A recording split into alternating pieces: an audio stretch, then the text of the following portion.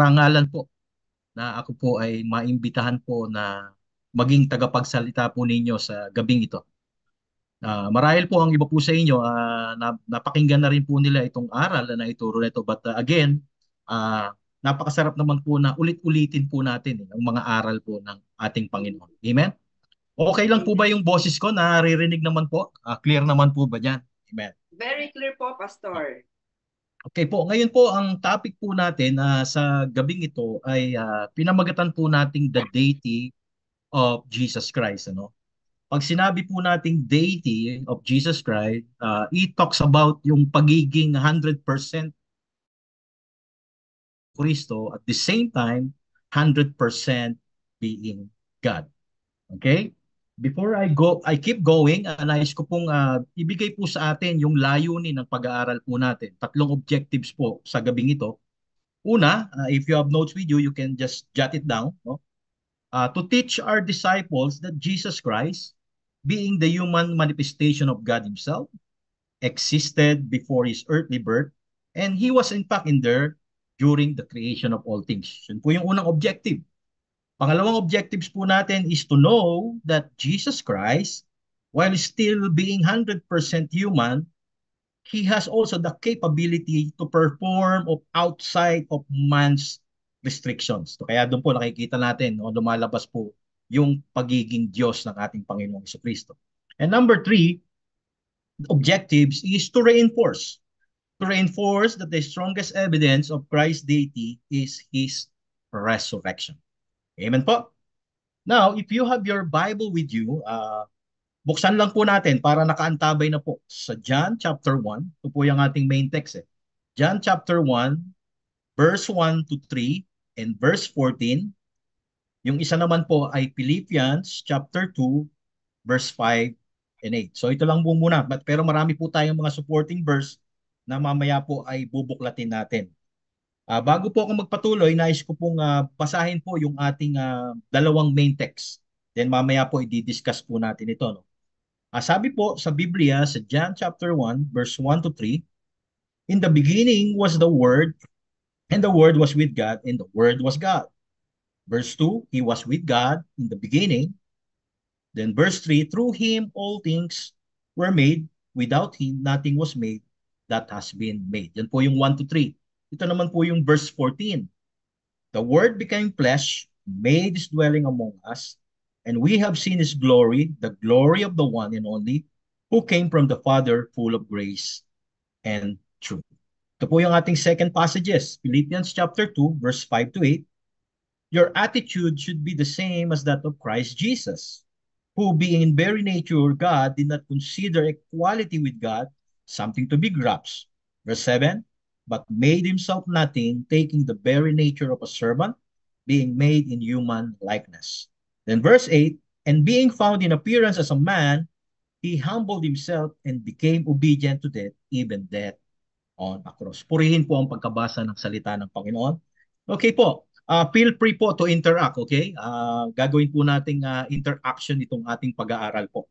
So if you have something to say, feel free, no? Feel free to share your thoughts po sa atin. Now, before I start, no, doon po sa ating mga major points, I would like to ask a question to each one of us.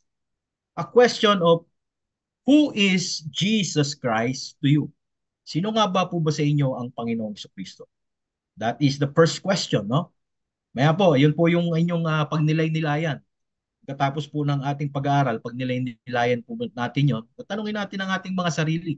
Sino nga ba ang Panginoong Kristo sa aking buhay? Now, follow-up questions. Do we see Christ as God or do we just see Him as a merely human being? Yan po yun, no? So yan po yung question na kung saan ay itong tanong na pong ito ay it creates a lot of controversy, no? Bakit ko po nasabi? Dahil po sa mundong ginagalawan po natin, ano, marami pong nagsasabi, okay? Okay, na ang Panginoong Kristo ay hindi po Diyos at sinasabi ng iba siya lamang po ay tao. Ako ba? At marami naman po ang nagsasabi, Okay? At isa na po tayo na nagsasabi na tayo po ay naniniwala ang Diyos ay 100% nagkatawang tao, pero tayo rin po ay naniniwala na ang Panginoong Kristo ay Diyos. Amen? Now, in the Bible, pag titingnan niyo po, bakit a lot of controversy? Pag sinabi po kasing controversy, it creates a public disagreement. No? Pag tinignan po natin yung panahon ni Kristo when He was here on earth for 3 years, no? Makita po natin na napakarami niyang diskusyon, napakarami niyang disagreement na nangyari sa Pariseo at mga Saduceo. No? Dahil yung mga Pharisee at Saduceo, sila po ay hindi kumbinsido na ang Panginoong Kristo ay anak ng Diyos at Diyos. Diba? Kaya nga makita nyo, pag pinag-aralan nyo yung Gospels, marami doon na kung saan lagi nilang hinihingian ng pruweba ang Panginoong Kristo kung talagay siya ay Diyos. No? Kaya naman, nakita naman natin, ipinakita ng Panginoon ang kanyang pagiging Diyos. Makita natin nandoon, no? He made a lot of miracles, no? He healed the sick. Hindi lang he healed the sick, even ang patay ay kanyang binuhay. At even at this point of time, no, bakit controversy? Dahil sa mundong ginagalawan po natin, okay, napakarami pong tao na naniniwala na si Kristo ay hindi Diyos. Kaya naman tayo po bilang mananampalataya, napaka-importante na tayo po na mga Kristiyano ay ma-depend po natin yung ating pinananampalataya na si Kristo ay Panginoon. Amen po ba? One way or another, makaka-encounter po kayo ng mga taong hindi po naniniwala na Diyos si Kristo. Kaya yun po yung ating mga sasagutin. Yun po yung ating pag-aaralan. At based in the Bible, ating pong ipuproof, okay, na ang Panginoon ay 100% human and at the same time, He is 100% God. Not only that, pag pinansin niyo po ang mga world religion like Buddhist, Hinduism, Islam, most of them have different view about Christ, no? Ang Buddhism po, ang view lang nila kay Jesus Christ is mabuting tao lang. He is just a good man, a good human. Ang Hinduism naman, they just see Jesus as an avatar. Parang yung avatar lang sa Netflix na palabas ngayon. No? Alam niyo po, pag sinabing avatar, ang ibig sabihin lang po, di ba nakita niyo po yung avatar, marami pong gods doon na nag-incarnate, no? So, ganun po yung belief ng Hinduism. That Jesus is just an avatar, which is the incarnation of Hindu deity, no? Yung parang God nila sa Vishnu, parang nag-incarnate lang kay Jesus Christ, yung Diyos na sinasamba nila. Okay, ganun po ang kanilang paniniwala. Ang Islam naman, okay, ang kanilang paniniwala, ang Panginoong Kristo ay isa lamang propeta at isang mensahero lamang ng Diyos. So these three major religions, no, yun po ang kanilang paniniwala. Hindi nila pinaniniwalaan na si Kristo ay anak ng Diyos, na si Kristo ay Diyos. Kaya naman mahalaga po na ngayon na isa-isahin po natin kung ano po ba ang sinasabi ng Bible when it comes to Jesus Christ being Son of God and God Himself. Amen? Now, may mga bagay po tayong tatalakayin, okay, na dapat po nating paniwalaan. Una, okay, sabi ko nga kanina, Jesus Christ is the Son of God, God, that Jesus Christ is God, okay? Not only is God, but they are co-equal with the Father, with the Almighty God, no? Okay? Yan po yan, no? Kasi yung iba hindi po naniniwala na ang ama at ang anak ay pantay, no? Parang kanila, ang tingin po kasi ng iba, ang paniniwala nila, Jesus Christ is just a little God, not really a God. No, parang mababang God, ganun. Small g. So ganun po ang ano. But pag tinignan po natin ang Bible, Jesus Christ is not just a small God. Absolutely not. He is God Himself. He is co-equal with the Father and the Almighty God. Importante po yun, ha? Tandaan po natin, co-equal. Kaya binasa po natin kanina, di ba? Makita po natin yung sa Philippians, di ba? Sinabi naman yon yung did not consider equality with God because yung context po is yung pagiging 100% human niya. Pero pag titingnan po natin ang kanyang pagka-Diyos, they are co-equal. Okay? Maliwanag po ba sa atin yon? They are co-equal.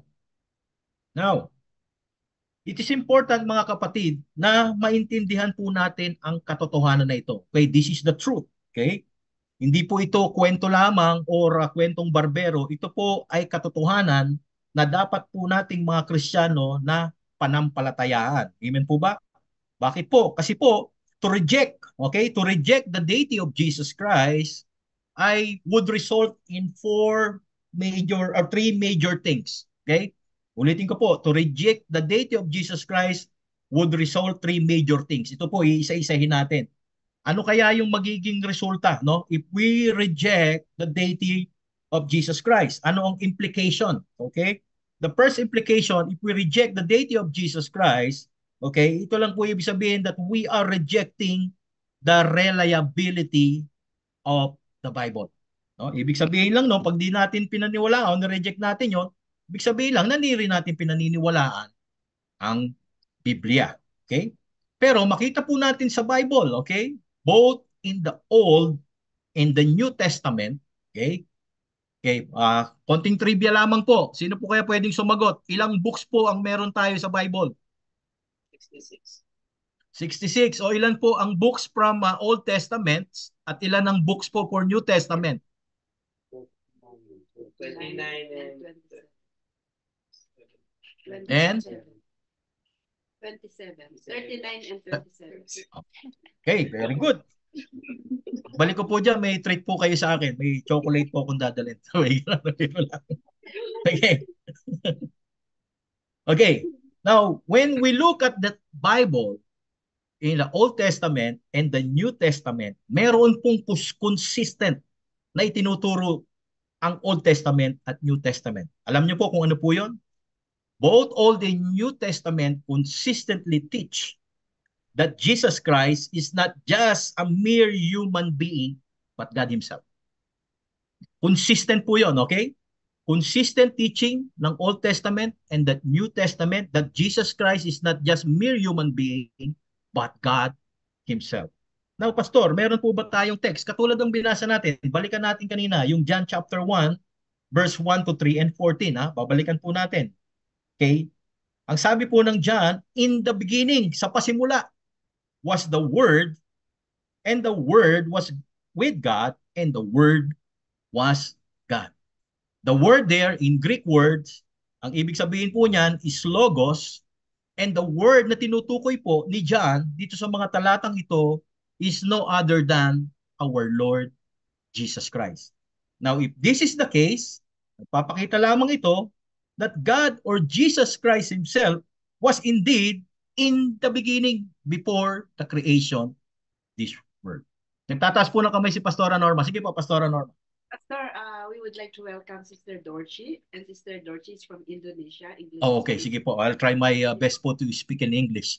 Papalaban tayo po dito. We will pray for you, Pastor. Okay po. All right. Sige po, no. So in that text na binasa po natin, no, this actually, testify that this very verse, okay, it really speak the integrity of the deity of Christ. Okay? That's the proof, no? That's the proof. Pangalawa, if we do not, second point, if we do not believe in this truth that Jesus Christ is God, pinapakita lang natin that we are also rejecting the integrity of Jesus Christ. Okay? Remember that Jesus Himself claimed that He is God. Will you agree with me? Jesus Himself claimed that He is God and not just a mere human being. Where in the text that we will find that Jesus God or Jesus Christ as God declare Himself that He is God. Now in John chapter 10 verse 30, sino po pwedeng bumasa? Who can read among us the John chapter 10 verse 30? Ako na lamang po para mabilis po, okay? John chapter 10 verse 30 says that I and the Father are one. Now Jesus Christ Himself declaring that He Himself and the Father are one. So meaning to say, they are both God. No? They are both God. Meaning to say, Jesus is not just a mere human being, but He is God. With this kind such of words, makita natin, no? If He will not say that kind of words, no, lalabas lamang, okay, that God or Jesus is the liar. But here, Jesus Christ Himself is not a liar because according to the word of God, according to his word, he declared himself that he and the Father are one. So we cannot reject that, no? Because if we reject that truth, meaning to say we reject the integrity of Jesus Christ. Number three is rejecting the validity of salvation in Christ. What does it mean? In order for Jesus to be the Savior, he must be God. Why do you think? Why do you think? Because if he was merely as human as any one of us, okay, then he would have shared in our sinful nature. Does that make sense? But here, the Bible itself proved that Jesus, although he became human, but he did not commit any single sin. So, the point of argument is that how can such a human being, if he is just a human being, cannot commit sins? So, so that means he is able not to commit sin because he is God himself by nature. Amen po ba? Because he is God himself by nature. That is why in 2 Corinthians chapter 5 verse 21, take note of this. Okay, 2 Corinthians 5:21, importante po ito. God made him, okay, who had no sin to be sin for us, okay, so that in him we might become the righteousness of God.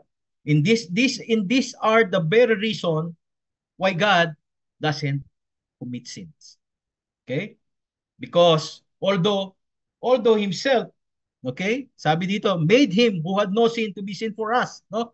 Meaning to say all of the sins of human being are being put upon his shoulder. Okay? Then Christ himself put that on the cross of Calvary so that you and I might become in the righteousness of God. Amen? These are the three important things that very important. Again, I will wrap this 3 point. No, it's very important that we believe the truth that God is 100% human being and 100% God. Because if we do not believe on that kind of truth, that means that we reject the reliability of the Bible, we reject the integrity of Christ, and we reject the validity of salvation in Christ. Okay? Amen? Let's keep going. Now, here makita po natin, okay, as we look upon the reality, okay, ang katotohanan po is that Christianity is Christ.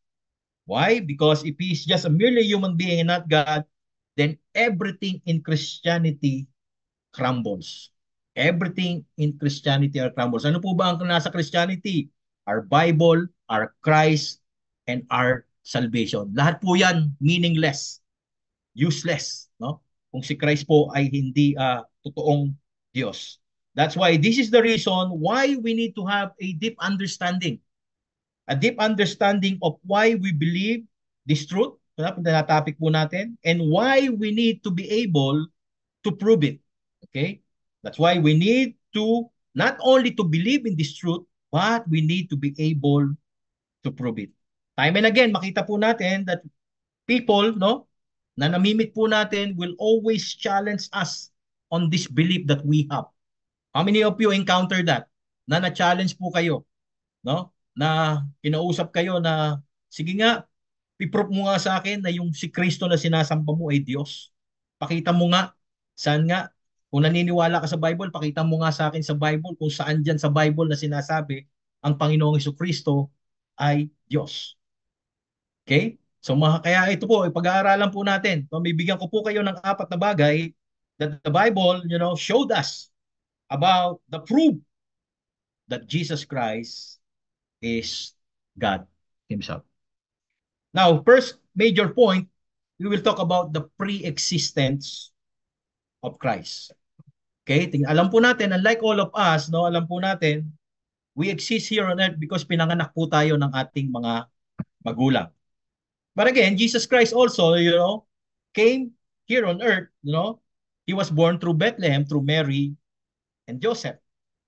But before Christ was born here on earth, okay, he already existed in heaven. Will you agree with me? Before he was born here on earth, he is already existed in heaven. Why? Katulad ng binasa natin, John says, di ba? In John chapter 1, verse 1, that in the beginning, again, was the Word. And the Word was with God, no? When John uses the phrases, okay, in the beginning, okay, this is a reminder for us that this is the day when God started the work of creation. Okay? Now, going back in the Old Testament, in Genesis chapter 1, if you will remember, okay, when God created the world, ang sabi doon, in the beginning, God created the heavens and the earth. Now, ano po ibig sabihin nito? In other words, ang ibig sabihin lang po nito, prior to that creation, okay, Jesus already existed.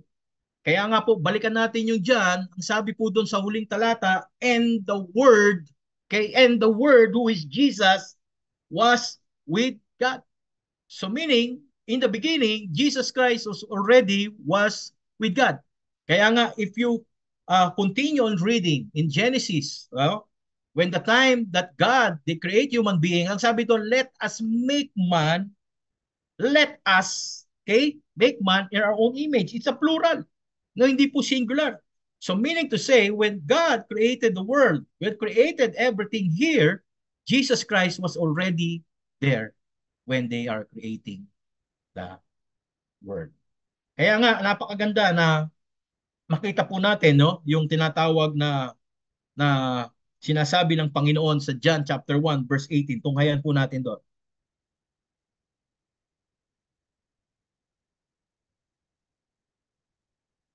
John 1:18. Meron pong pwedeng pong bumasa? John 1:18.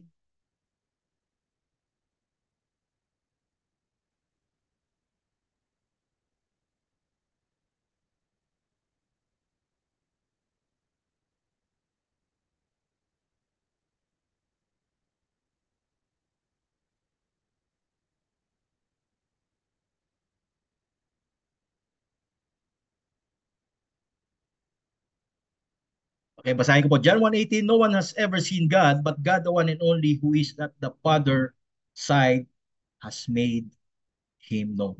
No one has ever seen God, but God, the one and only who is at the Father's side, has made him known. Balikan ko po 'yon, no, na kanina sinabi ko, and the Word was with God. No, there's connection here. Makita po natin, and the Word was with God just simply means that he was alive and existing together with the Father. Kaya was with God. Okay? Now, by the way, makita rin po natin in John chapter 1 verse 14, ano, yung tinatawag na the Word, sinabi ko nga po kanina, the Word refers to Jesus Christ. In verse 14, ang sabi po doon is the Word Jesus Christ, you know, He became flesh and dwell among us. Okay? He became flesh and made His dwelling among us. Now, through this verse, makita po natin that Christ is really the Word, okay? The Word who is the Word, okay, that reveal what is in our hearts and minds. So in other words, Jesus is the Word, okay? Jesus himself is the Word that reveals the Father to us. Ulitin ko po yun. Jesus is the Word that reveals the Father's to us. Amen? Now,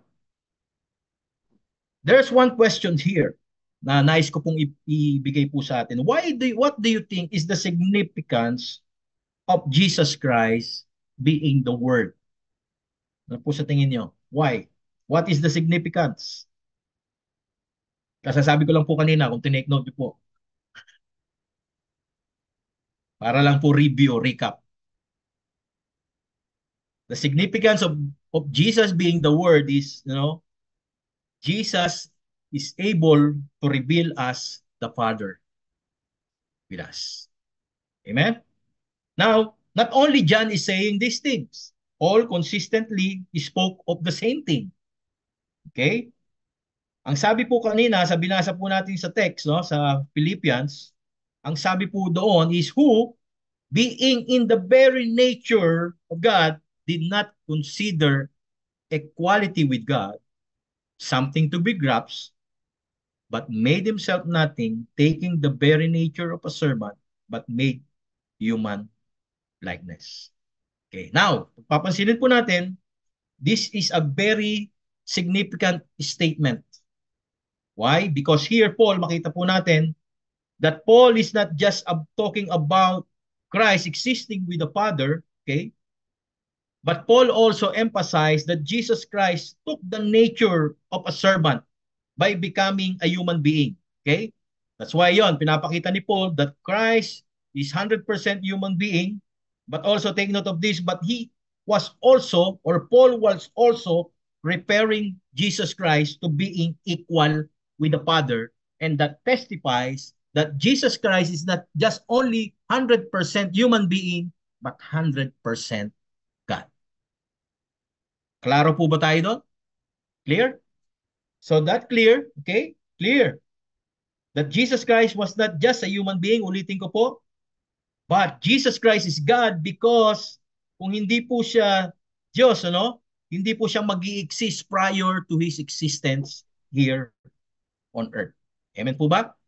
Again, Paul is not just the one testifying this truth, but again, I will say that Jesus himself, when he was here on earth, even declared the same truth in John chapter 8, verse 58. Jesus said in John 8:58, I tell you the truth. Jesus answered, before Abraham was born, I am. Before Abraham was born, I am. Here, makita po natin, remember the Jews, no? Ang kanilang forefathers, o pinatawag na kinikilalang father in faith ay si Abraham. Sa pagkasabi pa lang ng to ng Panginoong Hesukristo, merong nais tumbukin ng Panginoong Hesukristo, no? Sa kanila parang blasphemy nga kasi nga paano kaya maniniwala sila? How come sabihin nila, maybe sabihin ng mga Pariseo, how come you will say that before Abraham was born ay pinanganak ka na, eh samantalang you were just only in your 30s. Eh si Abraham ay pinanganak na noon. So the Pharisees and Sadducees doesn't understand, the mystery of that word of Jesus Christ.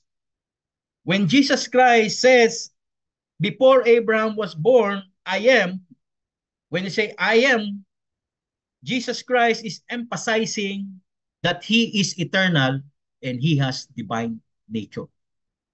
That is why He said, before pa ipanganak si Abraham, no, ako ay ako na. So Jesus Christ is telling them and declaring to them that I am God, that I am eternal, and I have divine nature. I hope that that point is very clear to us. Okay, let's move on to number 2 points about the proof of the deity of Jesus Christ, and that is the prerogatives of Christ.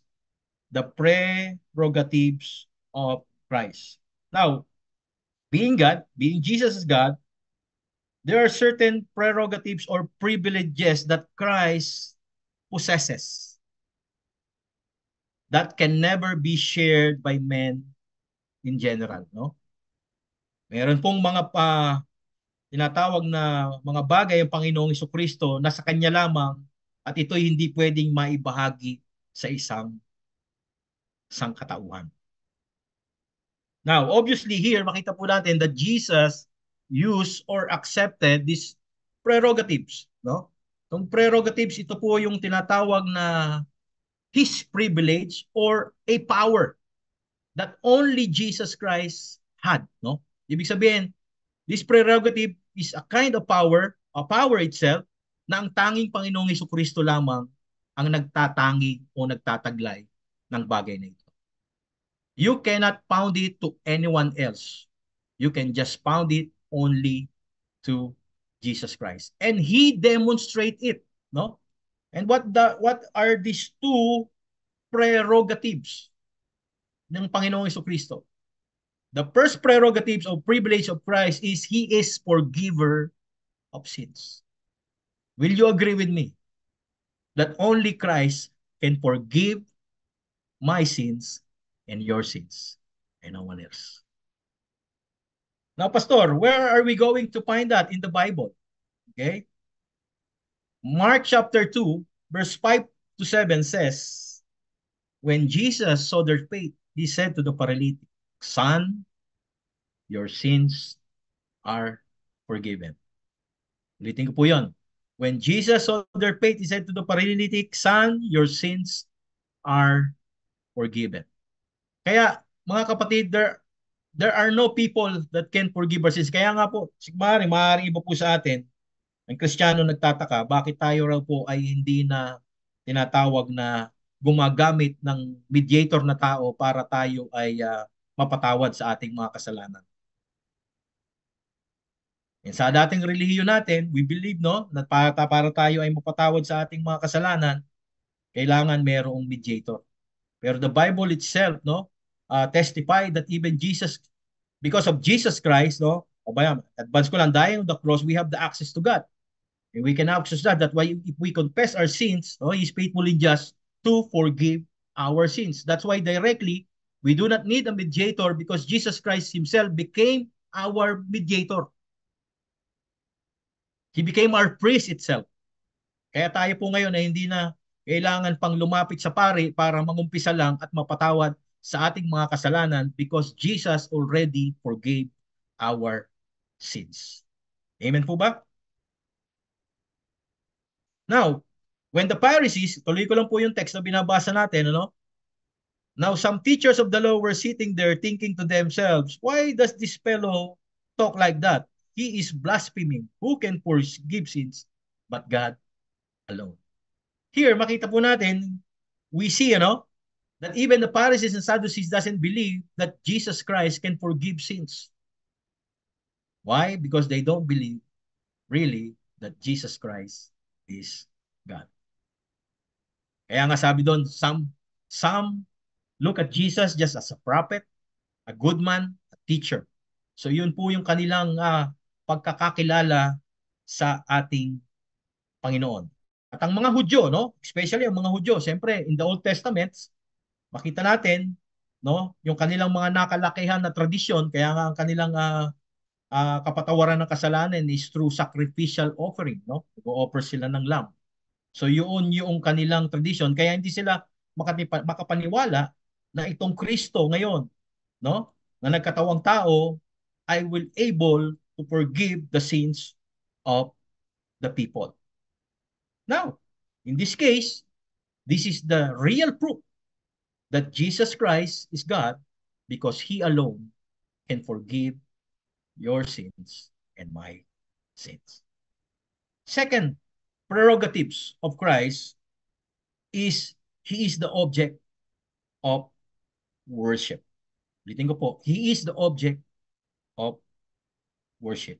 If you will remember, during the temptation of Jesus Christ, Satan brought Him on the top of the mountain and showed Him all the kingdoms of the world. And Satan told him, all this will I give you if you bow down and worship me. Okay? Pansinin niyo po yung sabi ni Satanas sa kanya. All this will I give you if you will bow down and worship me. That is in Matthew chapter 4 verse 9. But again, Jesus responded. Okay? Jesus responded to Satan by quoting the book of Deuteronomy chapter 6 verse 13 and 10:20 saying, worship the Lord your God and serve Him only. Now, ano po ang pinapakita rito ng mga teksto na ito? Here, Jesus acknowledges the fact that only God deserves to be worshipped. Okay? That only God deserves to be worshipped. No one else deserves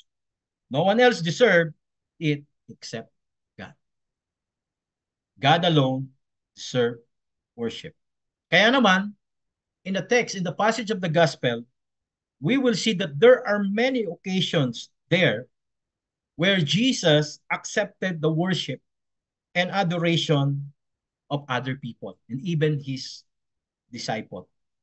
And he never even bothered rebuke anyone who knelt before Him and worship Him. Saan, Pastor, makikita yon that someone worship Jesus and even kneel at Him? Luke chapter 5 verse 8. Luke chapter 5, verse 8. When Simon Peter saw this, okay, he fell at Jesus' knees and said, "Go away from me, Lord, I am a sinful man." Now, basahin lang natin, pag-aralan natin, ano ba yung konteksto? Ito po yung panahon konteksto na kung saan nangingisda sila Pedro. I think, ang buong magdamag na silang nangingisda, okay, they are fishing all night long. Then, sa pamamagitan ng paghuli na, wala sila ni isang huli. Then Jesus, went with them. Ang sabi kay Pedro, ihagis mo. Yun lang yung lambat dyan. Sabi niya nga ni Pedro, Lord, magbe-24 oras, magdamag na nga kami ng huhuli pero wala kaming mahuli. Pero sabi, dahil sinabi nyo, ihagis ko yung lambat, hinagis. Then to cut the long story short, they catch a lot of fish na halos mapunit yung kanilang lambat sa kanilang huli. In that case, nakita ni Pedro, no? Nakita ni Pedro ang kapangyarihan ng Panginoong Jesucristo. And that's why he fell at Jesus' knees and said, no, "Go away from me, Lord, I'm a sinful man." But these gestures of Peter is just testifying that Jesus deserved to be worshipped because he is God. Okay? That Jesus deserved worship because he is God. Now again, not only in this passage we will see that Jesus is being worshipped, even in Philippians chapter 2, verse 10 to 11, okay? Ang sabi po doon that at the name of Jesus, every knee should bow in heaven and on earth and under the earth, and every tongue confess that Jesus Christ is Lord, to the glory of God, the Father. You see the significance of this? Okay? Napakahalaga po nito mga kapatid. No? This is the very revelation coming from Paul. That God Himself appointed a time where everyone will bow down before Jesus and kneel before Him and worship Him. Okay, maliwanag na maliwanag po that the Bible itself proved to us that Jesus deserved to be worshipped because He is God. Now, if that is the case, no, if Jesus deserved to be worshipped, okay, and if anyone will even reject worship Christ today, makikita po natin that one day, i-reject man nila ngayon, but one day, they won't escape worshiping Him on that appointed day. Amen? Makatakas man sila ngayon, pero darating ang araw, hindi sila makakatakas because isang araw, darating ang appointed day of time na yon at ang lahat ay luluhod at sasamba sa Panginoong Jesucristo at ang bawat dila ay ipoconfess na ang Panginoong Jesucristo ay Diyos. Amen? Now, let's keep going. The number 3, okay, proof that Jesus Christ is God is the power of Christ. The power of Christ. Ang kapangyarihan ng Panginoong Jesucristo. Well, we are all aware, especially these days, no? Sa panahon ngayon, nakakakita tayo ng mga tinatawag na may himala. Ha? May himala, no? Especially pag January, no? Especially diyan sa Quiapo, marami nagte-testify diyan na maraming himala na nangyayari. Who among you are able to been in Quiapo? Sino po nanonood sa inyo ng Batang Quiapo? Meron po doon na sikat, no? Tawag nila si Jesus Christ of Nazareth o si Jesus Nazareno na nagagawa ng himala, nagpapagaling, ano? Okay? But do you think that that's the Spirit of Christ ang nandoon kay Nazareno para makapagpagaling? I don't think so, mga kapatid. Remember, sabi ko nga, ang diablo o ang kaaway ay kaya niya rin magpagaling. Will you agree? Na ang diablo ay kaya din magpagaling ng lahat ng uri ng karamdaman. Kaya nga maraming nadidisib eh. Di ba? Maraming mga kamag-anak nga natin hanggang ngayon, di ba? Pag merong karamdaman, no? Kay Mang Kepweng lumalapit. Lala niyo po ba si Mang Kepweng? Yung dakilang albularyo. Hindi na nila kilala. Kung maliliit pa siguro kayo nung nakita niyo si Chiquito. No? O baka hindi pa pinapanganak yung iba. Pastor, Yeah, Pastor, opo. who is Mang Kepweng in English? Because Sister Dorchi is interested to know who is Mang Mang Kepweng. Kepweng is just like a character in the Philippines, you know. What is English ng albularyo? Quack doctor ba? Is that quack doctor? We call this a quack doctor. Faith healer. Fake Faith healer. healer, yeah. So Mang Kepweng is a faith healer, one of the comedy film in the Philippines. What I'm trying to point out here is now these days, marami pa rin po ang it's still going, no? Believing that the faith healer or quack healer can heal people, no? But again, I don't believe that the power of Christ is the one are upon them. That's why they're able to heal. That's why I said earlier that even the demons of the devil can perform miracle and even healing. Okay? Now, what is the power of Christ that the enemy cannot do?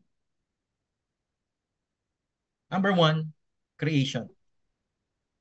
Creation. Going back to our assigned text in John 1:3, okay, it mentions the word Jesus Christ, okay, that everything here in our universe, okay, was made through him. All things were made. Without him, nothing was made that has been made. Through him, all things were made. Without him, nothing was made that was made. Now, in this passage, makita po natin yung immensity and complexity of our universe, okay? And I believe only God has the power to create it. Nothing less, nothing more. Only God has created, no? Kita nyo yung napaka, dito lang sa Canada, mamamangha ka eh. Mamamangha ka sa beauty of the creation of God. Paano nangyari yun, no? Yung mga magagandang bundok na nakikita natin. Yung mga magagandang lawan na nakikita natin. How could that be? If there's no God who created. If there's no power of God to create it. Kaya nga, in the book of Job, okay, in chapter 9, verse 7 and 8, okay, ito po ang sabi ni Job sa chapter 9, verse 7 and 8, he speaks to the sun and it does not shine. Okay? Grabe, he speaks to the sun and it does not shine. Who among us can do that? Sige nga, let's try it. Sabihin natin na huwag lumubog ang araw kung mangyayari. Kahit siguro po lumuhod tayo, no? Hindi po mangyayari ito. But God himself, you know, when he said that, that's why he seals off the light of the stars. Now, verse 8, he alone, he stretches out the heavens and treads on the waves of the sea. In this verse, indeed, makita po natin, he himself alone and no other could create such a world. Wala pong pwedeng makagawa ng nakikita po natin na mundo ngayon at ating ginagalawang mundo. Now, if we will listen to John, okay, sa mga text na binasa po natin, John is testifying that Jesus Christ is the primary agent in creating this world. Kaya nga sabi, in Him, okay, sa Colossians, ito, Colossians 1:16, 17, okay, if not only John is testifying that, but even Paul is saying that in Colossians, no, that for by Him all things were created. Sino yung Him? For by Jesus, all things were created. Sa pamamagitan niya. Things, anong mga bagay? Sa kalangitan, things in heaven and on earth. Visible, invisible. Nakikita man, di man nakikita. Whether thrones or powers or rulers or authorities, all things were created by Him and for Him. Everything na nakikita natin, everything na ating nadarama, everything na na-appreciate natin, that everything is created for Him. In verse 17, He is before all things, and in Him all things hold together. It is what it is, mga kapatid. It is what it is that Jesus is the Creator. It is what it is that Jesus is the Creator. And being the Creator, mga kapatid, Jesus is also the one who holds everything together. Jesus is the one who holds everything together, meaning He is the reason, He is the reason why there is no planet or stars are colliding in this world. Pero may mga balita tayo, no, 'di ba? Na darating daw yung araw, may comet daw na babagsak, gunawin daw yung mundo, malulusaw daw yung mundo. Pero hindi naman nangyayari. Because I believe that the power of God, the power of Jesus hold all things together. Will you agree with me? That the power of God, the power of Christ hold all things together.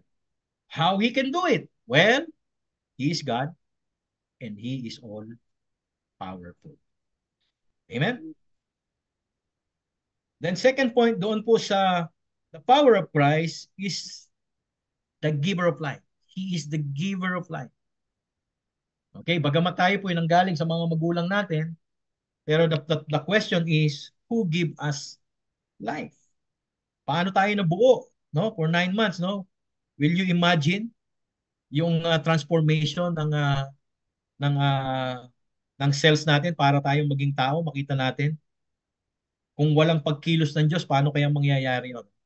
That's why makita po natin mga kapatid, in 1 John 5:11, if you have your Bible with you, 1 John chapter 5, verse 11, and this is the testimony that God has given us eternal life, and this life is in His Son. Ulitin ko po, napakaganda po nun. And this is the testimony, ito ay nagpapatotoo, that God has given us eternal life, na ang Diyos ay binigyan tayo ng buhay na walang hanggan, at ang buhay na ito ay mula sa Kanyang anak. So Jesus, this verse, makita po natin, no? It's clear, no? It's very clear that whenever that the Bible speak about eternal life, okay, tandaan po natin that when the Bible speaks about eternal life, it's not just more than about quantity, but it's about the quality of life. It is about the quality of life. In other words, no, we are not just talking about existing forever, okay, but we are talking about that while we are here on earth, okay, God controls our life because He is the giver of life. Kaya walang pwedeng umagaw ng ating buhay o kumuha ng ating buhay kung hindi ang ating Panginoon lamang.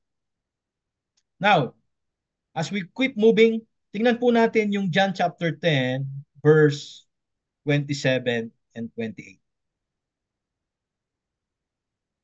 John chapter 10, verse 27 and 28. My sheep listen to my voice. I know them, and they follow me. I give them eternal life, and they shall never perish, and no one can snatch them out of my hand. It's a very assuring verse, no? That once, okay, we gave our life to Christ, no? No one can snatch us out in the hand of Christ. Meaning to say, ang ating Panginoong Jesucristo ang may hawak ng ating buhay. Kaya nga, siya ang nagbigay ng ating buhay at siya rin mang may karapatan na kumuha ng ating buhay. Amen po ba? God to give us life and He has also the power na kuwanin din ang ating buhay. Kaya nga, magtataka tayo, no? May mga tao po that they are sometimes nandun na sila sa bingit ng kamatayan. Many people are just telling to that person na wala na yan, baka isang bulate na lang ang pipirma dyan, matitigok na yan. Pero fair enough, makita natin, no? There are miracles. Na may nakikita tayong tao na akala natin mamamatay na wala ng pag-asa dahil maluba ang sakit. Pero isang araw, nakita mo sila sumigla, gumaling, at nagkaroon ng magandang buhay. That testifies that God is in control of our life. Since He is the giver of our life, again, ulitin ko, He is the only have the right to take away the life that has given to us. And only God can do that. And only Jesus can do that. Nothing less, nothing more. Now, pang-apat po na proof that the deity of Jesus Christ is the physical resurrection of Christ. Alam niyo, marami pa po no, na pwede tayong makita na proof.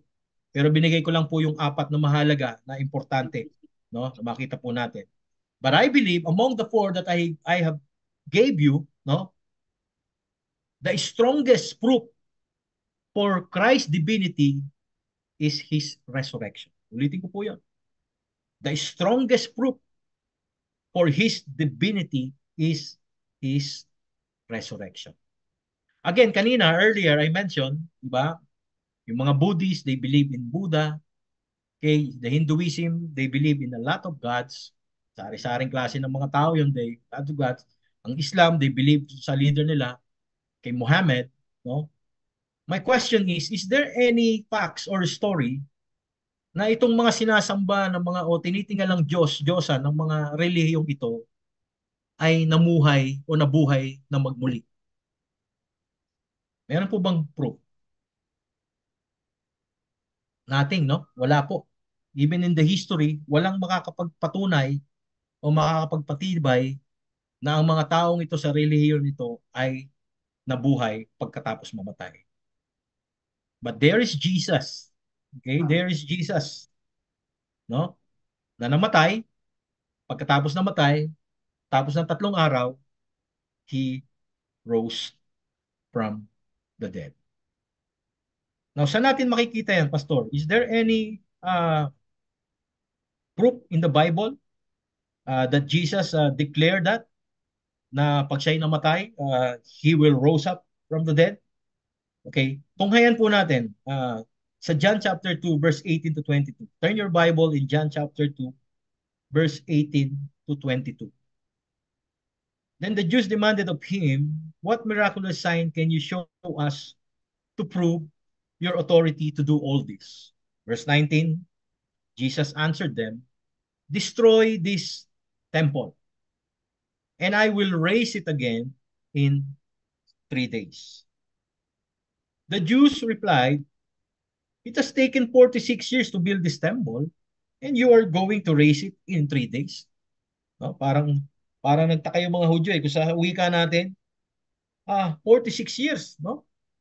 Kaya bago na itayo ang templong ito at sasabihin mo na sa 3 araw lang itatayo mo ulit, parang napaka-imposible naman. But again, in verse 21, okay, this is the explanation. But the temple that Jesus spoke, no, in verse 19 is talking about his body, his physical body. Then in verse 22, ang sabi ng Panginoong Jesucristo, after he was raised from the dead, his disciples recalled what he had said. Then they believed the scriptures and the words that Jesus had spoken. Now, in these passages, makita natin na ito yung mga scenario, mga background na kung saan yung mga Hudyo is actually demanding na Jesus to give them a sign. No? Na talagang siya nga ay Diyos, siya ay tagapagligtas, no? Kaya yun yung sagot ng Panginoong Jesucristo, no? Because Jesus Christ, alam ng Panginoong Jesucristo beforehand na mangyayari yon, that he will be scrutinized, no? Na maraming magtatanong sa kanya, maraming mag-aasa sa kanya, patunayan mo nga na talagang ikaw ay Diyos. Magpakita ka ng mga senyales, magpakita ka ng mga himala at ng mga bagay na kamangha-mangha para mapatunayan na ikaw nga ay tunay na Diyos ng mundong ito. And now, I believe all of us here will believe in this truth, no? Are we believing in this truth that Jesus rose from the dead? Naniniwala po ba tayo na ang Panginoong Jesucristo ay nabuhay ng muli? Do you believe that the resurrection of Jesus Christ? No? Our answer should be amen. Why? Because kung tayo po ay hindi maniniwala, no? Ay meron po tayong tinatawag na consequences, no?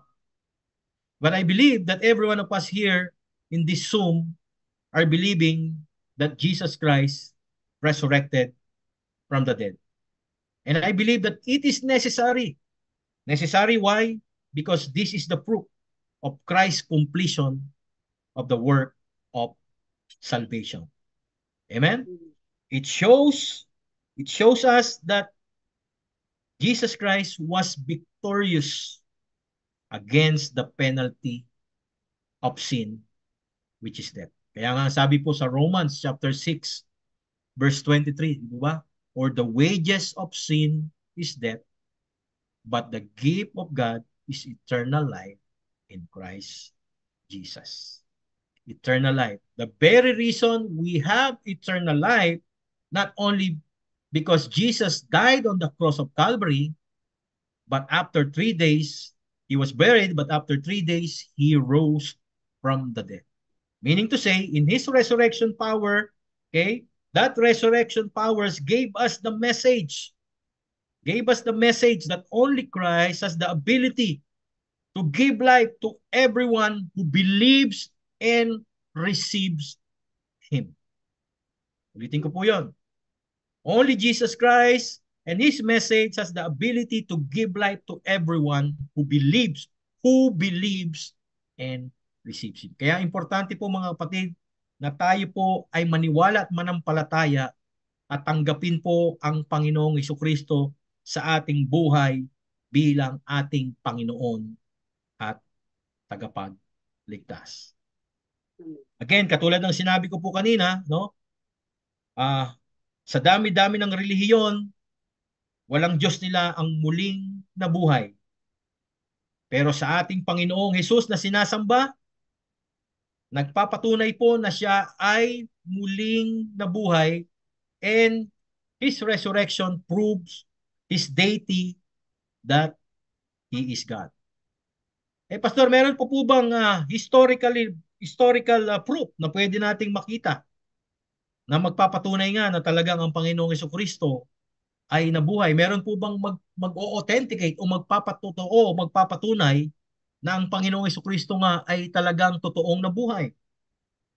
Meron 3 bagay po na facts na kung saan nagpapatunay na ang Panginoong Jesucristo ay tunay na nabuhay pagkalipas ng 3 araw.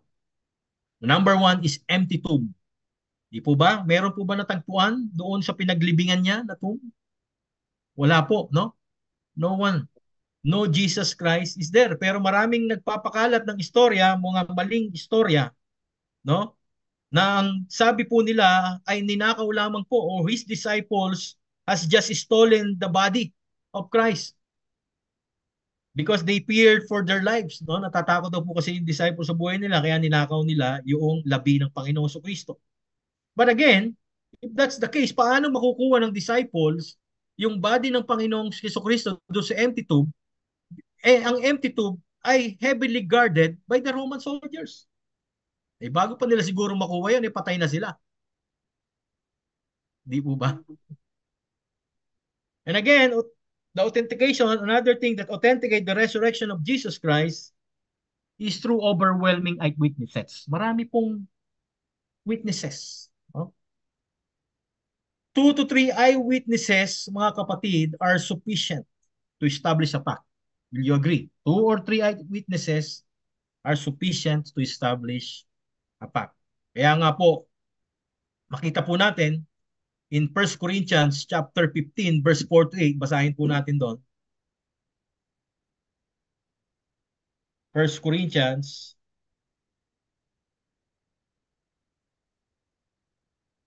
chapter 15 verse 4 to 8. That he was buried, that he was raised on the 3rd day according to the scriptures. This is the gospel. And that he appeared, okay, tingnan po natin ha. And that he appeared to Cephas. Ilan po? Isa na. And then to the 12. So ilan na po? 13. So there are, in these passages makita natin na meron ng 13. Then in verse 6, after that, he appeared to more than 500 of the brothers and sisters at the same time, most of whom are still living, through some have fallen asleep. Then he appeared to James, then to all the apostles, and last of all, he appeared to me also as the one normally born. So here, makita po natin that the eyewitness that proved that Jesus resurrected is not just only two or three. It's even hundreds and more. And this established a fact that Jesus Christ really resurrected from the dead. Then another, or the last thing that authenticates Christ's resurrection is the transformations of the disciples. The transformations of the disciples. What do you think brought change to the once timid and fearful disciples and turning them into bold preachers who even willing to die for the sake of Christ?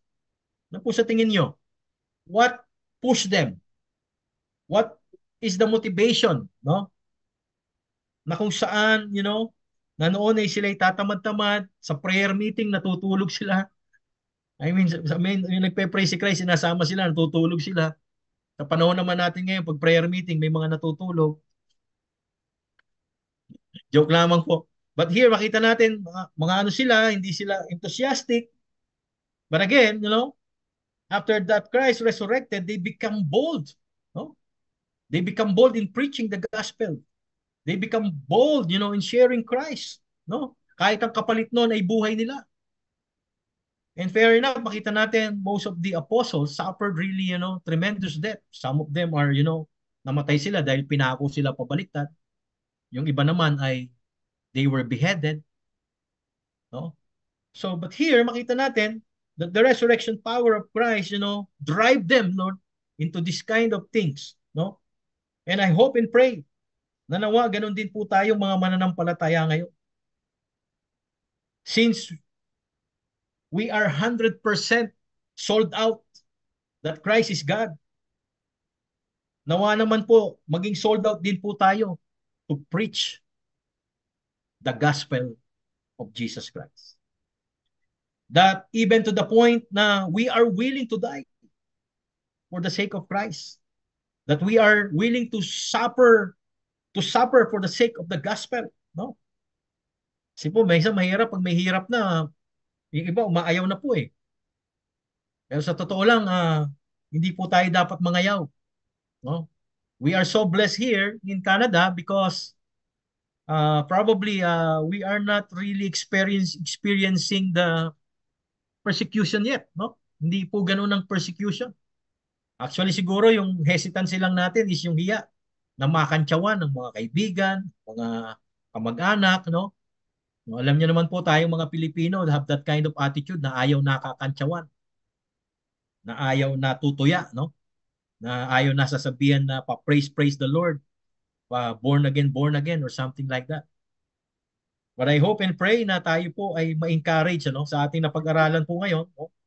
Not only that we have this knowledge na kung saan we can prove that Jesus Christ is God, ang gusto ko pong huling message for us is not only that we were able to defend our faith, to see to the people that we can prove that Jesus Christ is God, but again, we must have the enthusiasm, okay, or the courage to share the gospel and the good news. Bakit ko po nasabi?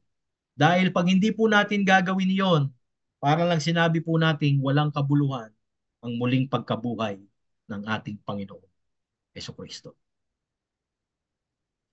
Now, what do you think separates Christ from the rest of the great men and women who have walked the earth into His resurrection? Ano po kaya sa tingin nyo?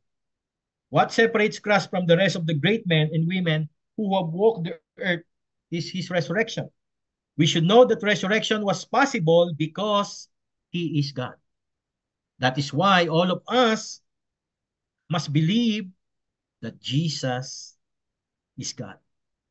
Ulitin ko po yun. All of us should believe that Jesus is God. Amen po ba? That Jesus is God.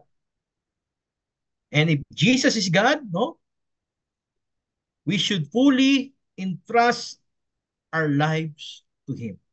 If we believe that Jesus is God, nararapat lang na ipagkatiwala natin ang ating buong buhay kay Kristo. Thank God.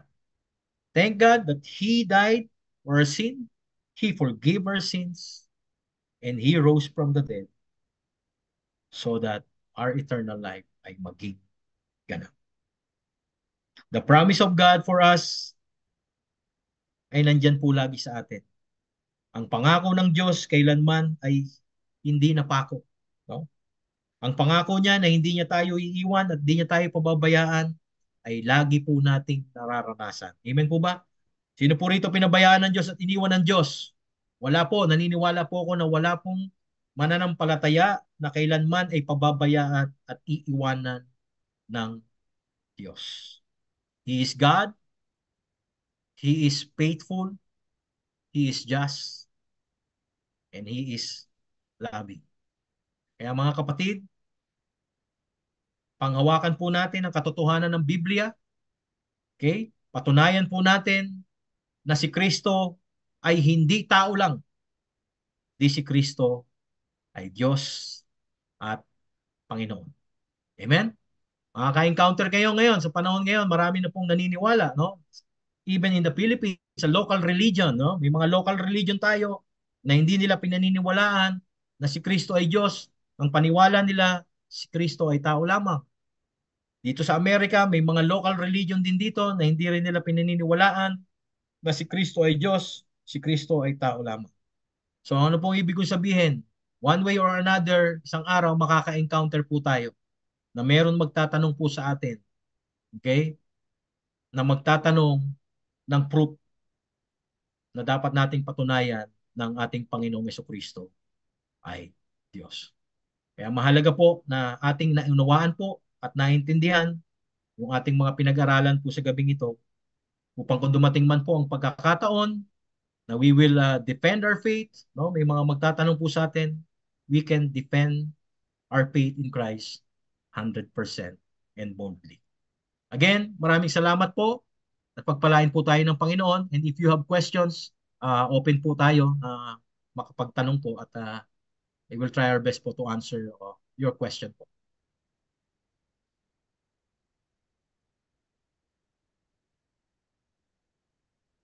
So, if there is any one of us here who may have question, it's either you can ask now or some other days meron pong pumasok sa isip nyo na you want to clarify.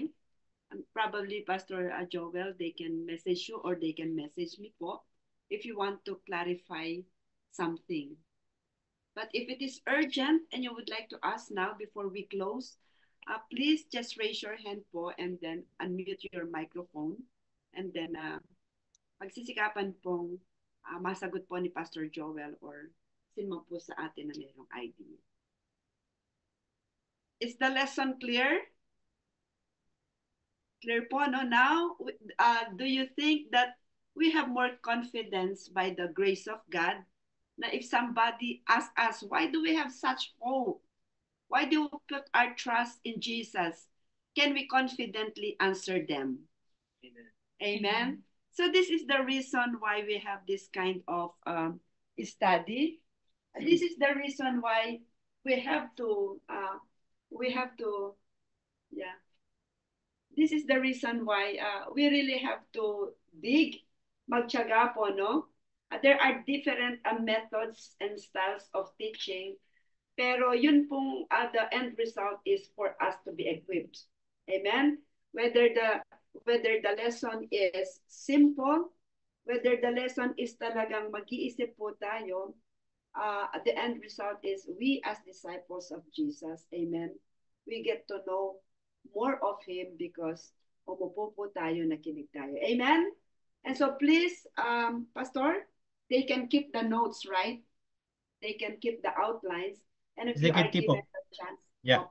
If you are given the chance to share, those who are sincerely asking who is Jesus, then you can direct them to the passage. Amen? And prayerfully ask the Holy Spirit to open their minds. Katulad mo na sa it is the Lord who has the power to open their minds so that they will understand the scriptures. Amen po. And at this point po, if there are no questions, Pastor Joel, we would like to thank you for gracing tonight's equipping night. And Lord willing, next week, if Jesus is not yet coming back, Pastor Joel will be with us in person. In person, but of course to those who are in the Philippines, in Singapore, online again. Pastor Joel is going to spend time with us at least 1 week to be with us. He will be arriving in Saskatoon on the 25th until April 1st. So he'll be our speaker, he'll be our equiper. Maybe for the youth fellowship, you can also invite him in Rosetown. And here during our prayer meeting, Pastor, you will not be sleeping. You will really maximize your time with us. And we hope and we pray it will be a very wonderful time because Jesus in our midst is in our midst. Amen. Amen. And Amen. so once again, we would like to ask everyone here in the basement, the sanctuary, to please rise up. And again, can we sing that song again, no? Kahit po nalilig po tayo a little bit. This is a wonderful song, still. And with Tagalog too, napakaganda po niya, no? Those who were not able to see the praise and worship, just this song po, napakaganda niya. No matter what happens, let Jesus reign in our lives. Hallelujah.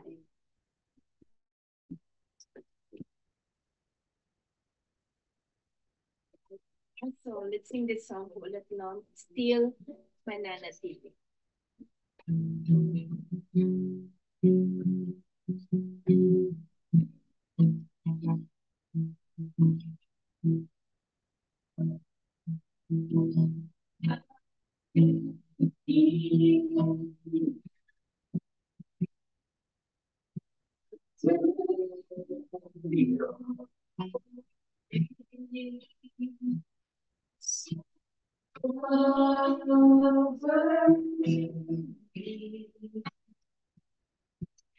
Within your mighty hand, when the oceans rise and thunder is roll,